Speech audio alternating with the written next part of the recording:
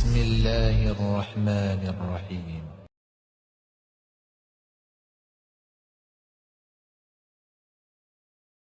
اعوذ باللہ من الشیطان الرجیم. بسم اللہ الرحمن الرحیم.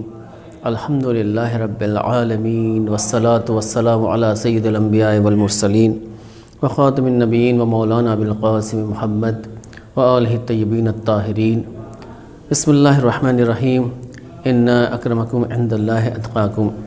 عزیزان گرامی، دین مبین اسلام ایسا مذہب ہے کہ جہاں کسی بھی انسان کی عظمت اس کے نسب کی وجہ سے نہیں ہے، بلکہ ہر انسان کی عظمت اس کے کردار کی وجہ سے ہے، اس کے حسب کی وجہ سے ہے، اس کے اعمال کی وجہ سے ہے. اس کی جو کمالات انسانی ہیں اگر وہ اس کے اندر پائے جاتے ہیں، اور وہ کمالات انسانی کہ جو اللہ سے نزدیک کرتے ہیں، اسی بنا پر دین اسلام میں ہر شخص کی عظمت ہے. یہی معیار قرآن نے ہم کو بیان کیا ہے.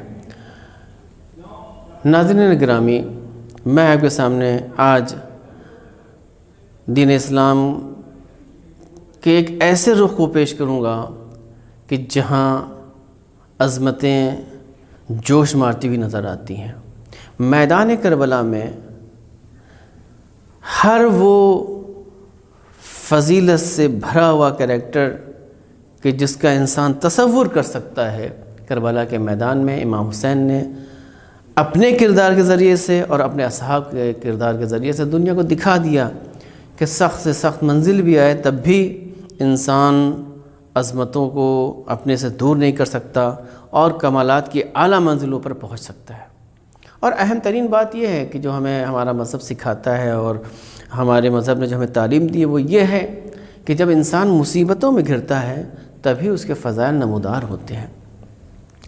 ہم دیکھتے ہیں کہ بہت سے دنیا میں بہت سے مکاتب فکر ہیں کہ جہاں ذات پات کا خیال رکھا جاتا ہے، جہاں عظمتیں نسب اور نسبیت سے دی جاتی ہیں، خاندان کی وجہ سے ہوتی ہیں، قوم و قبیلے کی وجہ سے ہوتی ہیں، لیکن دین اسلام وہ مذہب ہے کہ جہاں فضیلتیں انسان کی ترقی صرف اور صرف اس کے ایمان اور کردار کی وجہ سے ہوتی ہے.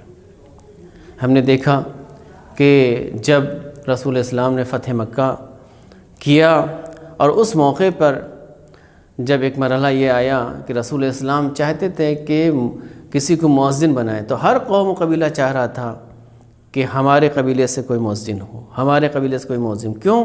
اس لیے کہ مؤذن ہونا ایک افتخار تھا، ایک افتخار تھا.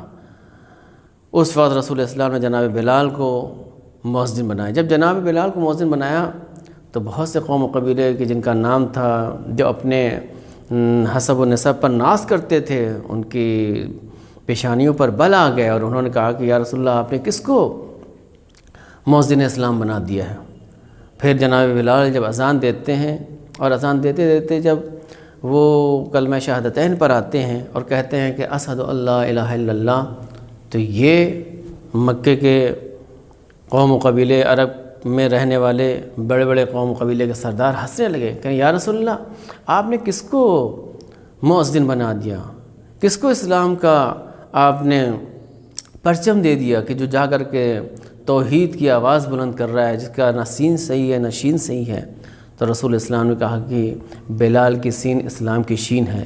مطلب یہ ہے کہ رسول اسلام یہ سمجھانا چاہ رہے ہیں کہ دین میں لہجہ نہیں دیکھا جاتا. دین میں اگر کسی کی زبان میں لکنت پائی جاتی ہے تو وہ لکنت کی وجہ سے وہ پستر نہیں ہوتا. دین میں رنگ نہیں دیکھا جاتا، نسل نہیں دیکھی جاتی، بلکہ دین جو چیز ہم سے چاہتا ہے وہ ہمارا ایمان ہے، ہمارا اقتدار ہے، ہمارا کردار ہے. یہ دین چاہتا ہے. بہت سے لوگ ہو سکتا ہے کہ ان کا انتساب بہت ہی باعظمت خاندان سے ہو، لیکن ان کا کردار جو ہے اس کو ان کے خاندان سے جدا کرتے ہیں. لیکن بہت سے لوگ ایسے ہیں کہ جن کا تعلق نہ نہ ان کے خاندان معلوم ہے، نہ ماں باپ کا کچھ پتہ ہے، لیکن ان کا کردار اچھا ہے تو دین نے اس کو عظمت کے طور سے جانا ہے. اسی لیے دین میں جو معیار بتایا گیا ہے کہ تم میں سے سب سے بہترین اور متقی ترین وہ شخص ہے کہ جو تقوی، جو سب سے زیادہ متقی ہے. عزیزان گرامی، ناظرین محترم، کربلا کہ میدان میں امام حسین اور صاحب حسینی نے تمام عظمتوں کو، تمام کردار ہمارے سامنے پیش کر دیے سخت سے سخت ترین حالات میں۔ وہیں کربلا میں مساوات کا امام حسین علیہ السلام نے ہم کو ایسا درس دیا کہ اب ہم کسی کے ساتھ بھی اونچ نیچ سے کام نہیں لے سکتے، کسی کو بھی اس کے خاندان کی وجہ سے تحقیر نہیں کر سکتے۔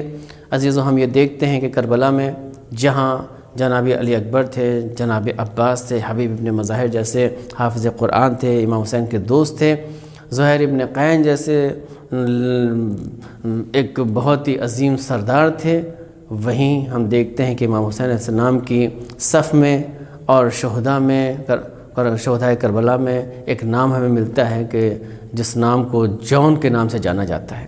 جناب جون کا وہ کردار ہے کہ جو غلام تو ہیں لیکن حریت پسند انسانوں کے سردار کے طور پر ان کو لوگ جانتے ہیں۔ یہ جناب جون کیسی شخصیت ہے؟ ہم دیکھتے ہیں کہ مولا کائنات نے ان کو خریدا تھا اور ابو ذر غفاری کو ہدیہ کے طور پر پیش کیا تھا۔ انہوں نے پوری زندگی اہل بیت کی خدمت کی۔ اس کے بعد جب امام حسین علیہ السلام کا زمانہ آیا تو جناب جون امام حسین علیہ السلام کی خدمت گزاری کرنے لگے۔ جب کربلا کا وقت آیا اور میدان کربلا میں سب شہید ہو رہے تھے تو جناب جون نے بھی اجازت مانگی، لیکن امام حسین یہ دیکھنا چاہتے تھے کہ جون اپنے اختیار سے میدان کربلا میں جا رہے ہیں یا ہمارے چونکہ غلام ہیں اور ہمارے زیر اثر یہ فیصلہ لے رہے ہیں۔ امام حسین علیہ السلام نے کہا کہ جون، تم نے بہت خدمت کی، تم کامیاب زندگی گزار چکے ہو، ضرورت نہیں ہے کہ تم مقتل میں جاؤ، تم جا سکتے ہو یہاں سے۔ جناب جون نے ایک جملہ کہا کہ مولا، کیا؟ جیسے کہ مقاتل ملتا ہے کہ مولا میں چاہتا ہوں کہ میرا بدبودار خون آپ کے خوشبودار خون سے مل جائے، مولا میں چاہتا ہوں کہ میرا سیاہ چہرہ آپ کے سفید چہرے کے رنگ سے مل جائے، مولا میں چاہتا ہوں کہ آپ کے رکاب میں شہید ہو جاؤں۔ جب یہ جملہ کہتے ہیں اور اس پر اصرار کرتے ہیں تو اب امام حسین علیہ السلام جناب جون کو اجازت دیتے ہیں اور کہتے ہیں کہ جاؤ جون، تم بھی جا سکتے ہو جنگ میں۔ جناب جون جاتے ہیں اور بہت ہی معرکۃ الآرا جنگ کرتے ہیں۔ اس جنگ میں جب جنگ کرتے کرتے جیسا کہ مختل لکھتا ہے کہ جناب جون نے 5 لوگوں کو واصل جہنم کیا یا 25 لوگوں کو واصل جہنم کیا۔ اس کے بعد جناب جون زخموں کی تاب نہیں لا پاتے، اس کے بعد زمین کربلا پر تشریف لاتے ہیں۔ اس وقت امام حسین علیہ السلام جس طریقے سے جناب علی اکبر کے جنازے پر گئے، جناب عباس کے جنازے پہ گئے، بہت تیزی کے ساتھ اسی طریقے سے جناب جون کے جنازے پہ آتے ہیں اور جون کے سر کو اپنے زانوں پہ رکھتے ہیں اور اس کے بعد یہ دعا کہتے ہیں کہ اللہم بیض وجہہ و طیب ریحہ، خدایا جون کے چہرے کو نورانی کر دے، خدایا جون کے جسم کو خوشبودار کر دے، جون کا شمار نیکوکاروں میں شمار فرمائیں، اچھے لوگوں میں شمار فرمائیں۔ تو یہ عظمت ہے کربلا میں کہ جس زانو پر جناب علی اکبر کا سر ہے اسی زانو پر جناب جون کا سر ہے۔ یہ ہمیں کربلا درس دے رہی ہے، کربلا ہم کو درس دے رہی ہے کہ اسلام میں کوئی ذات پات کا خیال نہیں ہے، کسی خاندان کی وجہ سے کسی کو فضیلت نہیں ملتی بلکہ انسان کے کردار کی وجہ سے فضیلت ملتی ہے۔ علامہ تقی الحیدری رحمۃ اللہ علیہ کا شعر ہے کہ جو اسی مساوات کی عکاسی کرتے ہوئے نظر آتے ہیں، وہ اپنے اشعار میں اس شعر کو نظم کرتے ہیں، فرماتے ہیں کہ اکبر کا جہاں سر ہے وہیں جون کا سر ہے، اکبر کا جہاں سر ہے وہیں جون کا سر ہے، شبیر کا زانو ہے مساوات کی دنیا ہے۔ عزیزان گرامی، کربلا نے جو ہم کو سکھایا وہ عزت دی، ہمیں سخاوت سکھائی، ہمیں صبر جیسا درس دیا، اور کربلا نے ہمیں شہادت کس طریقے سے دینا چاہیے اس شہادت کا درس ہم کو دیا، اور اسی کربلا نے ہم کو یہ بھی سکھایا کہ ہم اپنے معاشرے میں کس طریقے سے رہیں، ہم کسی کو بھی حقیر نہ سمجھیں بلکہ ہر انسان کی عزت کریں اس کے کردار کے اعتبار سے۔ اللہم صلی علی محمد و آل محمد وعجل فرجہ۔